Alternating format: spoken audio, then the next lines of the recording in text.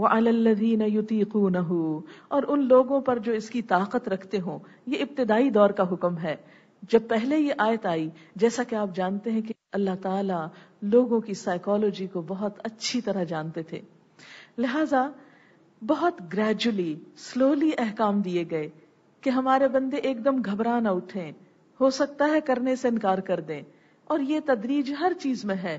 جیسے نمازیں ابتدا سے ہی پڑھی جا رہی تھی، لیکن 5 نمازیں معراج پر فرض ہوئیں. اسی طرح زکوٰۃ کا حکم مکہ میں بھی موجود تھا، لیکن اس کا خاص ڈسپلن مدینہ میں قائم کیا گیا. روزہ مکہ میں بھی موجود تھا، لیکن خاص ڈسپلن مدینہ میں آ کے ہوا. یہ آیت بھی مدنی ہے. اور ابتدا میں کیا رخصت دی گئی کہ جو طاقت رکھتے ہوں پھر نہ رکھ سکیں، نہ رکھنا چاہیں، وہ دوسروں کو کھانا کھلا دیں. کیونکہ عموماً کیا ہوتا ہے کہ جن کے پاس خود بہت کھانے کو ہوتا ہے انہی کے لیے روزہ مشکل ہوتا ہے. جن بیچاروں کے پاس ویسے ہی کھانے کو نہیں تو بھلا وہ کیوں نہ روزہ رکھیں گے. اس لیے ابتدا میں کھاتے پیتے لوگوں کو تھوڑی سی سہولت دی گئی، کچھ ریلیکس کیا گیا. اچھا اگر ابھی نہیں رکھ سکتے تو کیا کرو، کسی دوسرے کو کھانا دو کہ وہ روزے رکھ سکے. لیکن بعد میں پھر دوسرا حکم آیا، اس حکم کو منسوخ کر گیا کہ نہیں، اب چاہے کھاتے پیتے ہو یا نہیں، اب روزہ رکھ لو. کیوں؟ اس لیے کہ جب انسان دوسروں کو روزہ رکھتے دیکھتا ہے تو اس کا حوصلہ بنتا ہے، میں ایسے ہی ڈر رہا تھا، یہ تو کوئی زیادہ مشکل عبادت نہیں، میں بھی رکھ سکتا ہوں، اور میں کیوں نہ اس اجر اور ثواب کو پاؤں جس کو دوسرے لوگ پا رہے ہیں. کیا میں صرف دوسروں ہی کو روزہ رکھواؤں؟ میں خود کیوں نہ اس کام میں شریک ہوں. لہٰذا اس حکم کے اختتام پہ فرمایا کہ فدیہ کیا ہے؟ طعام مسکین، ایک مسکین کا کھانا. اس کی تفصیل میں انشاءاللہ بعد میں بتاتی ہوں. فمن تطوع خیرا فہو خیر اللہ، تو جو خوشی سے نیکی کرے وہ اس کے لیے زیادہ اچھا ہے. ہمیں روزہ مجبوری سے نہیں رکھنا، ہمیں مصیبت کے مارے نہیں رکھنا، ہمیں روزہ محبت سے رکھنا ہے، خوشی سے نیکی کرنا ہے. من تطوع خیرا، تطوع ہوتا ہے جو دل کی خوشی سے نیکی کرے، تو اس کے لیے وہ اچھا ہے. یہ حکم ان کو پہلے دیا گیا جو روزہ رکھ سکتے ہو نہ رکھیں، پھر بھی رکھیں تو بہت اچھا ہے. اور عام طور پر بھی سب لوگ جب روزہ رکھیں تو خوشی سے روزہ رکھیں. وَأَن تَصُومُوا خَيْرٌ لَكُمْ، اور یہ کہ تم روزہ رکھو تمہارے لیے زیادہ اچھا ہے. ان کنتم تعلمون، اگر تم جانتے ہو. کیا جانتے ہو؟ اس کا اجر اور ثواب جانتے ہو. شہر رمضان الذی انزل فیہ القرآن، رمضان وہ مہینہ ہے جس میں قرآن اتارا گیا. تو رمضان میں پہلا کام روزہ رکھنا، دوسرا کام قرآن سے تعلق. قرآن سے تعلق روزے کا ایک خاص وصف ہے. جیسا کہ آپ جانتے ہیں کہ قرآن حکیم اللہ کی کتاب ہے، یہ اللہ کا کلام ہے. ہم اللہ تعالیٰ کی ذات کو دیکھ نہیں سکتے، چھو نہیں سکتے، مگر اس کے حروف اور اس کے الفاظ کو تو ہاتھ لگا سکتے ہیں، اس کے بول تو ہم پڑھ سکتے ہیں. اتنا پیار آتا ہے پھر اللہ کی اس کتاب کو کہ اللہ تعالیٰ یہ آپ کے بولے ہوئے لفظ ہیں، یہ آپ کا کلام ہے. آپ دیکھیں کہ جس سے آپ کو جتنا پیار ہوتا ہے نا، اس کی بات اتنی ہی پیاری لگتی ہے. ماؤں کو اپنے بچے کتنے اچھے لگتے ہیں، محبت ہوتی نا. بچے توتلی توتلی زبان میں بھی اوٹ پٹانگ لفظ بولتے ہیں تو مائیں وارے نیارے جاتی ہیں، نہال ہو کے جاتی ہیں. میرے بچے نے یہ بات کر دی، آج اس نے اماں کہنا شروع کر دیا، آج اس نے بابا کہنا شروع کر دیا، دیکھو آج کیا بولا. یہ ایک ایک لفظ پہ مائیں کان دھرتی ہیں بچوں کے، حالانکہ ان بچوں کی باتوں میں کوئی لاجک نہیں، کوئی معنی نہیں، کوئی کچھ بھی کام کی چیز نہیں، لیکن وہ ٹوٹے پھوٹے لفظ کیوں اچھے لگ رہے ہیں ماں کو؟ اس لیے کہ ماں کے دل میں بچے کی محبت ہے. تو یاد رکھیں، جس سے محبت ہوتی ہے اس کا ایک ایک لفظ اچھا لگتا ہے. تو قرآن پاک دراصل کیا ہے؟ ہوا کلام اللہ، یہ اللہ کا کلام ہے. یہ لکھی ہوئی شکل میں نہیں آیا، یہ بول کے سنایا گیا، جبریل کے ذریعے آیا علیہ السلام. جبریل امین نے اسے نبی صلی اللہ علیہ وسلم کو سنایا، پھر نبی صلی اللہ علیہ وسلم نے اسے امت کو سنایا. آپ لکھنا نہیں جانتے تھے، آپ سن کر اخذ کرتے اور آ کر بول کر سناتے. جب بول کر آپ سناتے تھے تو صحابہ کرام کے دلوں پر کچھ اور ہی اثر ہوتا، اور پھر اسی طرح نمازوں میں پڑھا جاتا، مجلسوں میں پڑھا جاتا. تو یاد رکھیں، قرآن گھر پر بیٹھ کے بھی پڑھا جا سکتا ہے، خود ٹرانسلیشن دیکھ کے بھی پڑھی جا سکتی ہے، لیکن وہ قرآن جو سن کر سمجھ میں آتا ہے، جو سن کر لطف دیتا ہے، وہ صرف ریڈنگ سے نہیں، اس لیے کہ یہ لکھی ہوئی کتاب نہیں آئی. اسی وجہ سے بہت سارے لوگ اس کنفیوژن میں ہوتے ہیں کہ ہم قرآن پڑھنا شروع کرتے ہیں، تفسیریں ہیں ہمارے گھر میں، مگر چند پیجز کے بعد ہم تھک جاتے ہیں، بور ہو جاتے ہیں، ہم کو سمجھ میں نہیں آتا. کبھی ایک بات ہوتی ہے، کبھی دوسری ہونے لگتی ہے، پھر تیسری شروع ہو جاتی ہے. تو اس کا ٹاپک کیا ہے، یہ کس سبجیکٹ پر ہے؟ یہ ساری کنفیوژن اس لیے ہوتی ہے کہ وہ قرآن کا مطلب ہی نہیں سمجھتے. قرآن کا لفظ بھی کیا بتاتا ہے؟ بہت زیادہ پڑھی جانے والی چیز قرأ سے ہے. قرأ کا مطلب ہے پڑھنا، اور پڑھنے سے مراد صرف ایسی ریڈنگ نہیں بلکہ اقرأ بسم ربک الذی خلق جیسے کہا گیا کہ پڑھو، جیسے نبی صلی اللہ علیہ وسلم سے پڑھوایا گیا، یعنی بولو اس کو. لہذا سننے کے بعد دوسرا کام اس کو بول کر بتانا بھی بہت پر لطف ہے، اسے پڑھ کر سنانا بھی بہت مزہ دیتا ہے. اس لیے آپ سب کو یہاں پر رمضان کے مہینے میں جو زحمت دی جا رہی ہے کہ آئیں مل بیٹھ کر اللہ کی یہ کتاب پڑھیں، یہ اسی لیے کہ یہ کلام اللہ ہے. اس کلام کو جب ہم مل بیٹھ کر سنیں اور سنائیں گے تو انشاءاللہ آپ اس کتاب کا ایک اور ہی رخ دیکھیں گے، ایک اور ہی لذت پائیں گے، ایک اور ہی محبت اس کے اندر آپ کو محسوس ہوگی. کیونکہ یہ مجلس محض صرف اللہ کے نام پر قائم کی گئی ہے، کسی جماعت، کسی پارٹی، کسی گروہ، کسی فرقے، کسی چیز سے تعلق نہیں رکھتی. صرف اور صرف اللہ کا نام، اور یہاں صرف اور صرف اللہ کا کلام، اور صرف یہاں پر آپ نیت جب لے کر آئیں اللہ کی خوشی. آپ میں سے کوئی نہ میری خاطر آئے اور نہ میں آ کر یہاں آپ پر احسان جتاؤں کہ میں آپ کے لیے اتنی دور سے آئی ہوں. نہیں، میں صرف اللہ کے لیے آئی ہوں. اور آپ بھی جب گھروں سے قدم نکالیں تو سوچ کے نکلیں، یا اللہ صرف تیرے لیے جا رہی ہوں، تیری محبت کے لیے، تیری شفقت اور تیری رحمت حاصل کرنے کے لیے، تیری بات کرنے کے لیے، تیری بات سننے کے لیے. تو یہ کلام جب آپ سنیں گے، سن کر سیکھیں گے تو انشاءاللہ اس کا معنی بھی سمجھیں گے اور اس سے فائدہ بھی اٹھائیں گے. لہٰذا کوشش کیجئے کہ وقت پر پہنچیں اور اول سے آخر تک ہر سطر جو ہے وہ آپ کے کان سے گزرے، تاکہ یہ رمضان ہمارا ایسا گزرے کہ جیسے اللہ تعالیٰ فرماتے ہیں شہر رمضان الذی انزل فیہ القرآن، یہ رمضان کا مہینہ، اسی میں قرآن اتارا گیا تھا. جیسے اور چیزوں کی سالگرہ آپ مناتے رہتے ہیں، وہ صحیح ہے یا غلط اس سے مجھے بحث نہیں، لیکن یہ رمضان کا مہینہ قرآن کا مہینہ ہے. اس میں قرآن کی ابتدا ہوئی تھی، اس میں جو لیلۃ القدر ہے جو 1000 مہینوں سے بہتر ہے، اس میں اللہ نے ہم کو یہ تحفہ دیا تھا. اور قرآن کے تو قدم قدم پر رحمتیں اور برکتیں ہیں. جس ہستی کا کلام ہے وہ سب سے بڑی ہے، جس ہستی پر نازل ہوئی وہ تمام انسانوں سے عظیم ہے. جو فرشتے اس کو لے کر آئے جبریل امین، وہ فرشتوں کے سردار ہیں. جس مہینے میں یہ اتری وہ برکتوں اور رحمتوں کا مہینہ ہے، جس میں ایک نیکی فرض کے برابر ہے، ایک فرض 70 فرضوں کے برابر ہو جاتا ہے. جس رات میں یہ اترا وہ 1000 مہینوں سے بہتر ہے. جس شہر میں یہ اترا وہ ام القریٰ ہے، اور جس امت کی طرف آیا وہ آپ امتن وسطن ہے، خیرہ امتن ہے، بہترین امت. لہذا اس قرآن کو جو بھی پڑھے گا، جو بھی سنے گا، جو اس کے لیے وقت نکالے گا، اس کا ایک لمحہ بھی ضائع نہیں جائے گا. یہ سب سے بہترین انویسٹمنٹ ہے جو آپ زندگی میں کریں گے.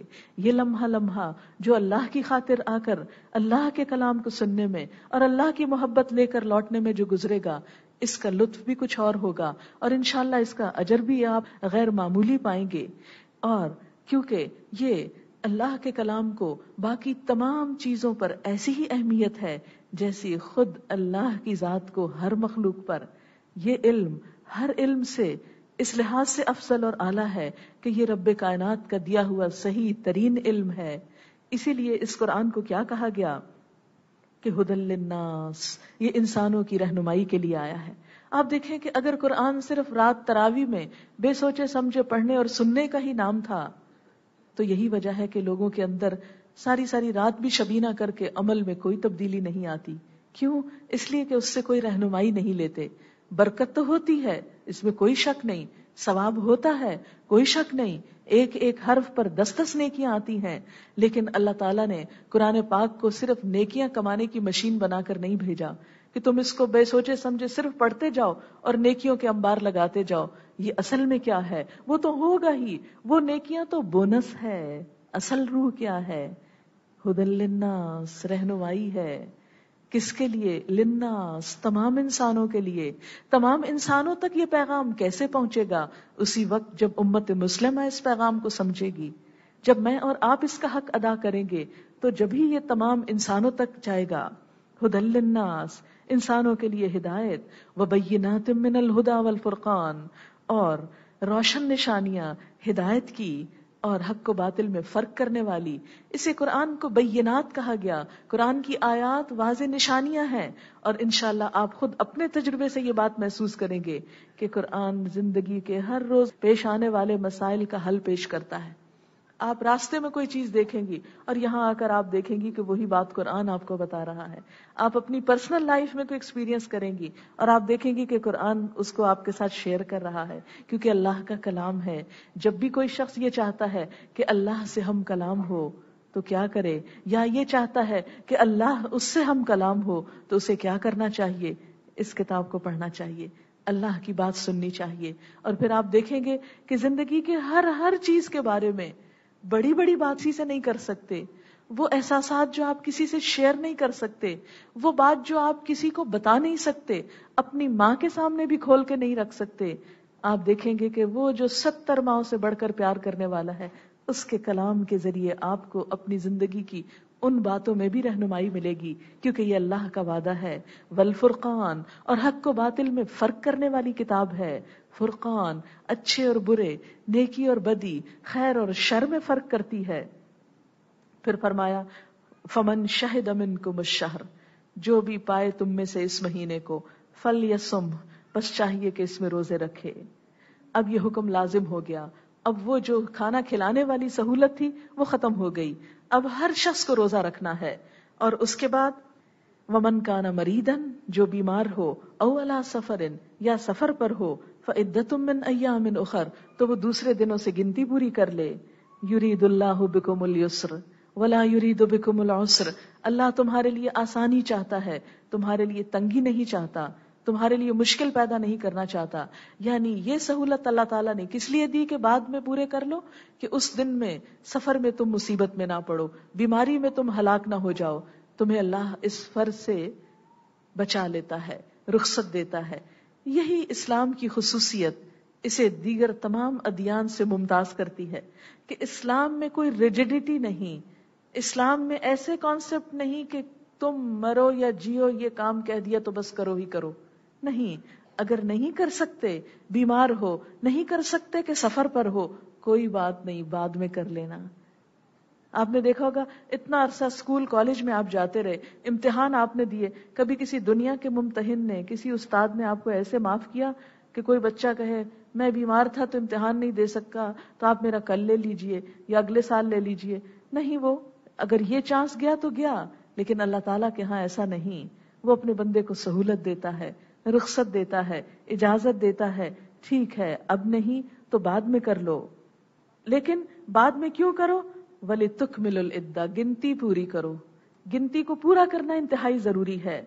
وَلِتُكَبِّرُوا اللَّهَ عَلَى مَا هَدَاكُمْ، اور تاکہ تم اللہ کی بڑائی بیان کرو اس پر جو اللہ نے تم کو ہدایت دی، یعنی اللہ ہی کی خاطر یہ سب کچھ کرو. وَلَعَلَّكُمْ تَشْكُرُونَ، تاکہ تم شکر گزار ہو جاؤ. گویا روزہ رکھنے کا ایک مقصد کیا تھا؟ لَعَلَّكُمْ تَتَّقُونَ، اور دوسرا کیا ہے؟ لَعَلَّكُمْ تَشْكُرُونَ، تاکہ تمہارے اندر شکر کی کیفیت آئے. اچھا بھلا یہ کیفیت کیسے آ سکتی ہے؟ یہ اس طرح آتی ہے کہ جب نعمتیں ہم کو مفت میں ملتی چلی جاتی ہیں تو قدردانی نہیں آتی. رمضان میں کیا ہوتا ہے؟ تھوڑا سا روک لیا جاتا ہے، تھوڑے سے ایسے کام کرائے جاتے ہیں جو دل نہیں چاہتا، پھر انسان کو قدر آتی ہے، اللہ کتنی بڑی نعمت تھی. مثلاً آپ دیکھیں کہ جب آپ کا کھانے کو دل نہیں چاہ رہا ہوتا تو کہا جاتا ہے کھاؤ، اب کھاؤ گے تو ثواب ملے گا. کون صبح ہی صبح اٹھ کے کھائے تہجد کے وقت؟ اس وقت تو پانی بھی پینے کو دل نہیں چاہ رہا ہوتا، کھانا. لیکن اس میں آپ دیکھیں کہ عام دنوں میں ایسی مجبوری نہیں ڈالی گی تو انسان کہتا ہے اللہ تیرا شکر ہے، عام دنوں میں تو نے ہمیں پکڑ کے نہیں رکھا کہ اب کھاؤ اور ضرور کھاؤ. پھر اسی طرح جب بھوک سک لگتی ہے کہا نہیں اب نہیں کھاؤ. پھر اس کے بعد کیا ہوتا ہے؟ جب افطار کا وقت ہوتا ہے تو اللہ تعالیٰ پھر کہتے ہیں اچھا اب کھاؤ. سارا دن 12 گھنٹے بھوکے پیاسے رہنے کے بعد جب پانی کا گھونٹ حلق کے نیچے جاتا ہے، ایک کھجور انسان کو انرجی دیتی ہے، تو بے اختیار نکلتا ہے الحمدللہ الحمدللہ. وہ الحمدللہ عام دنوں میں نہیں نکلتا منہ سے. وہ الحمدللہ جو عام دنوں میں ہم بولتے ہیں وہ محض زبان سے بولتے ہیں. روزہ افطار کرتے وقت جو الحمدللہ کہتے ہیں وہ پورے جسم کی رگ رگ سے شکر ادا ہو رہا ہوتا ہے. تو یہ شکر ادا کرنے کا ایک موقع بھی ملتا ہے. لعلکم تشکرون. اور پھر اس کے بعد جب ایک روحانی غذا آپ کو ملتی ہے تو قدرتی طور پر اللہ تعالیٰ سے ایک کنیکشن جڑتا ہے. تو لعلکم تشکرون، وہ شکر ادا کرتے ہیں. اور آپ یاد رکھیں کہ ساری عبادت کا جو نچوڑ ہے وہ شکر ہے. قرآن پاک کے سب سے پہلے الفاظ کیا ہیں؟ الحمدللہ رب العالمین. سب شکر اللہ کے لیے، سب تعریف. حمد کا معنی تعریف بھی ہوتا ہے، شکر بھی ہوتا ہے. گویا ساری عبادات کا اصل نچوڑ کیا ہے؟ شکر. کہ بندہ شکر گزار بن جائے، خوشی میں بھی غم میں بھی ہر حال میں اللہ کی رضا پر راضی ہو جائے. اور جو اللہ کی رضا پہ راضی ہونا جان لیتا ہے وہی خوش قسمت ترین انسان ہے. دنیا میں بھی خوشیاں سمیٹتا ہے اور آخرت میں بھی. آپ صلی اللہ علیہ وسلم نے فرمایا بندہ مومن کا حال بھی عجیب ہے. جب اسے کوئی غم اور دکھ اور پریشانی آتی ہے تو صبر کرتا ہے، اس پر بھی اجر پاتا ہے. اور جب کوئی خوشی ملتی ہے تو شکر ادا کرتا ہے، تو خوشی کا ملنا بھی اس کے لیے اجر کا سبب بن جاتا ہے. بندہ مومن لوزر نہیں ہوتا کسی حال میں بھی، خواہ اچھے حال ہو خواہ برے حال ہو، خواہ دن کی روشنی ہو یا رات کی ہو. اسی لیے آپ دیکھیں کہ رمضان میں اللہ تعالیٰ نے صرف دن کا روزہ نہیں، رات کی عبادت بھی ہمارے لیے رکھی. اگرچہ روزہ فرض کیا اور اس کو مسنون عبادت قرار دیا. اور آخری چیز رمضان کی وَإِذَا سَأَلَكَ عِبَادِي عَنِّي فَإِنِّي قَرِيبٌ. جب میرے بندے آپ سے میرے بارے میں پوچھیں تو آپ بتا دیجئے کہ میں تو بہت قریب ہوں، میں تو دلوں میں بستا ہوں، تمہاری شاہ رگ کے بھی زیادہ قریب ہوں. اقرب الیہ من حبل الورید ان اللہ یحول بین المرء وقلبہ. اللہ حائل ہے بندے اور اس کے دل کے درمیان. تمہارے دل سے بھی خیال ہی اٹھتا ہے کہ وہ مجھ تک پہنچ جاتا ہے. وہ اٹھ کے ابھی دماغ تک نہیں جاتا کہ پہلے میں جان لیتا ہوں کہ تم نے کیا سوچا، کیا طلب کیا، کیا مانگا. اور پھر وَهُوَ مَعَكُمْ أَيْنَمَا كُنْتُمْ. جہاں کہیں تم ہو وہ تمہارے ساتھ ہے. ایک اور جگہ پر آتا ہے کہیں دو لوگ ہوتے ہیں تو تیسرا اللہ ہوتا ہے، تین ہوتے ہیں تو چوتھا وہ ہوتا ہے، اس سے کم ہوتے ہیں یا زیادہ ہوتے ہیں تو وہ تمہارے ساتھ ہوتا ہے. وہ ہر جگہ تمہارے ساتھ ہے. لہٰذا روزے کی حالت میں خاص طور پر خوب خوب دعائیں کرو. پہلا کام روزہ، دوسرا کام قرآن، تیسرا کام دعا. یہ خلاصہ ہے رمضان کا. تیسرا کام دعا.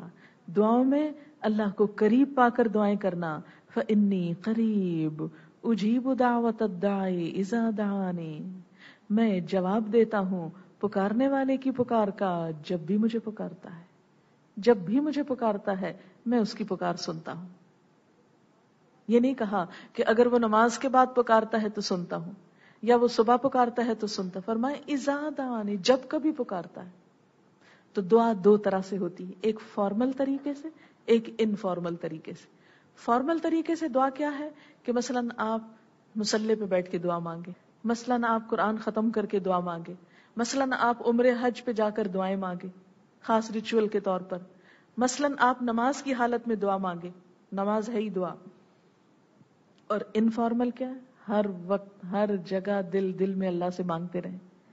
اس میں آپ دیکھیں کہ صبح کے وقت جب آپ سحری کھانے کو اٹھیں گے تو جب آپ سحری کھا رہے ہوں گے اگرچہ فرشتے آپ کے لیے دعائیں کر رہے ہوں گے، لیکن آپ اگر سحری پکا رہی ہیں تو پکاتے پکاتے اللہ سے باتیں کرتے رہیے. آپ اس پہ پریشان نہیں ہوئیے کہ نہیں میرا ابھی وضو نہیں، مت پریشان ہوئیے کہ آپ مسلے پہ نہیں، مت پریشان ہوئیے کہ ابھی میں نے درود شریف وغیرہ نہیں پڑھا تو میری دعا کیسے اٹھے گی. کوئی نہیں، کسی بھی حال میں ہو، آپ کھانا پکا رہے ہیں، آپ میز لگا رہے ہیں، آپ برتن اٹھا رہے ہیں، آپ کو معلوم ہے سحری کے وقت اللہ تعالیٰ آسمان دنیا پہ ہوتے اور خصوصی طور پہ بندوں کی طرف متوجہ ہوتے ہیں اور پکار کے کہتے ہیں ہے کوئی جو مجھ سے مانگے تو میں اس کو دوں، ہے کوئی جو مجھ سے طلب کرے تو میں اسے دوں، مجھ سے بخشش مانگے تو میں اسے معاف کر دوں. تو خاص خاص جو دعائیں ہیں وہ آپ اس وقت ضرور مانگیے. پھر اس کے بعد آپ نماز پڑھیں گے، آپ اس وقت مانگ سکتے ہیں. پھر قرآن کی تلاوت کریں گے، اس وقت بھی مانگ سکتے ہیں. چھوٹی چھوٹی دعا. صحابہ کرام کا دعا مانگنے کا طریقہ کیا تھا؟ اگر جوتے کا تسمہ بھی ٹوٹ جاتا فوراً اللہ سے رابطہ کرتے. اللہ تعالیٰ اب آپ نے دینا، یہ تو ٹوٹ گیا. جوتا کھو گیا، اللہ تعالیٰ اب آپ نے دینا، یہ تو کھو گیا.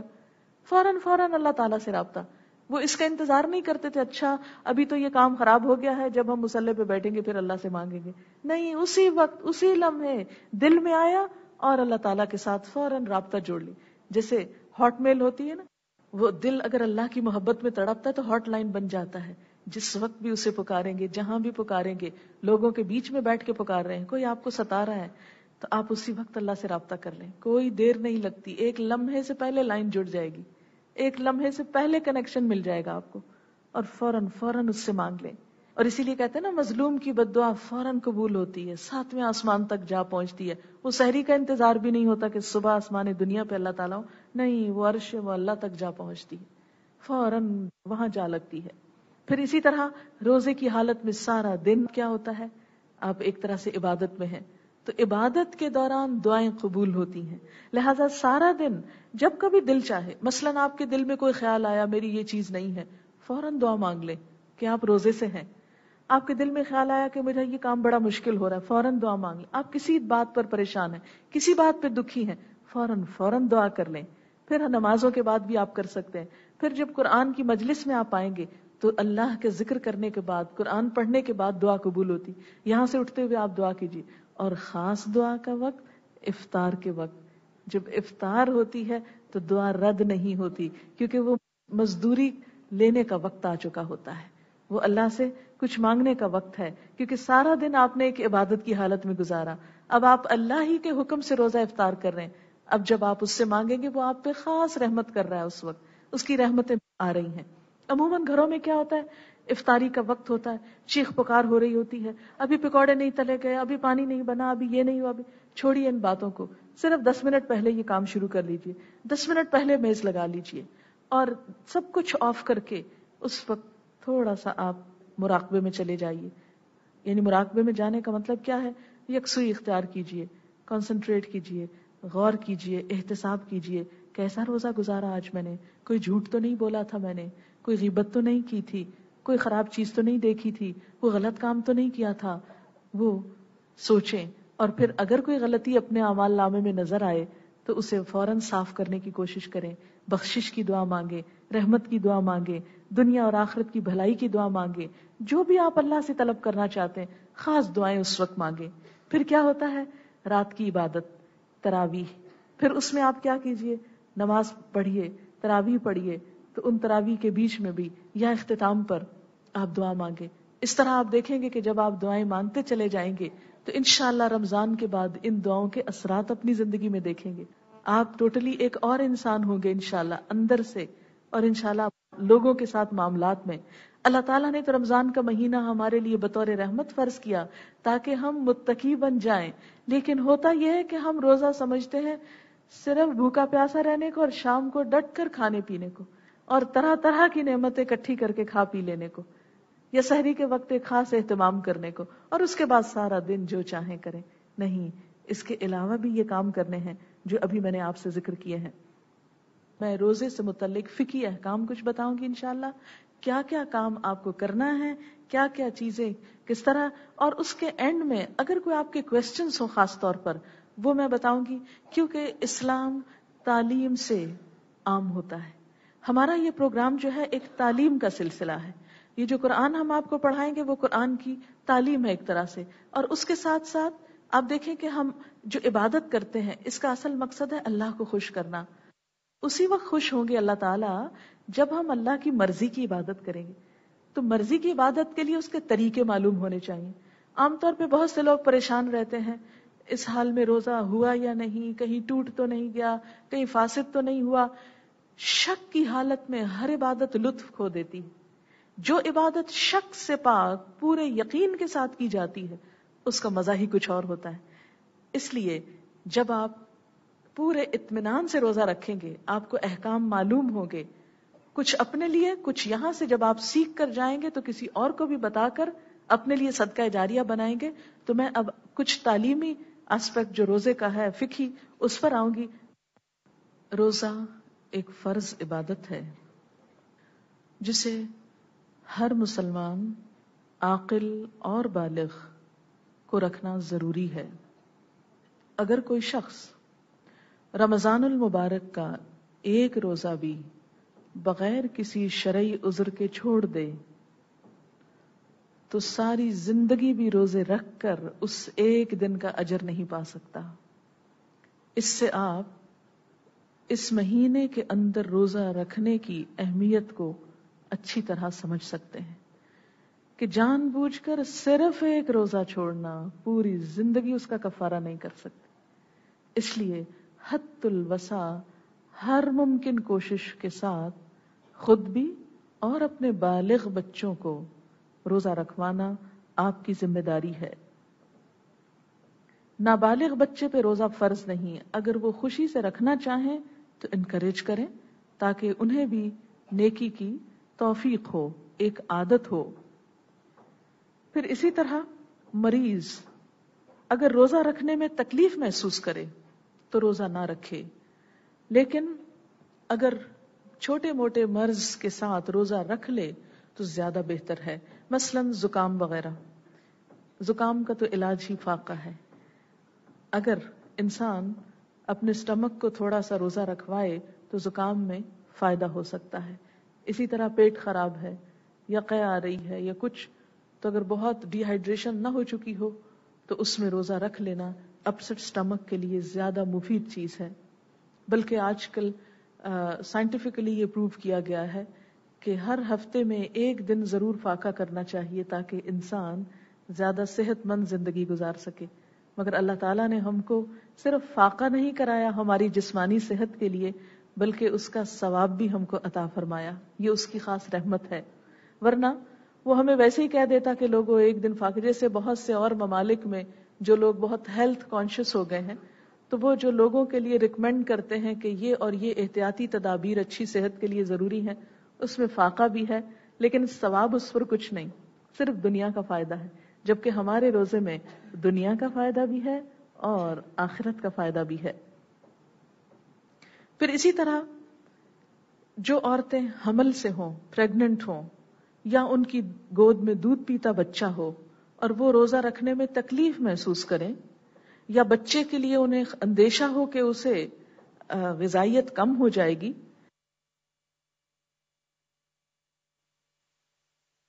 جو عورتیں حمل سے ہوں، پریگننٹ ہوں، یا ان کی گود میں دودھ پیتا بچہ ہو اور وہ روزہ رکھنے میں تکلیف محسوس کریں، یا بچے کے لیے انہیں اندیشہ ہو کہ اسے غذائیت کم ہو جائے گی، تو ایسی صورت میں انہیں روزہ چھوڑنے کی اجازت دی گئی ہے.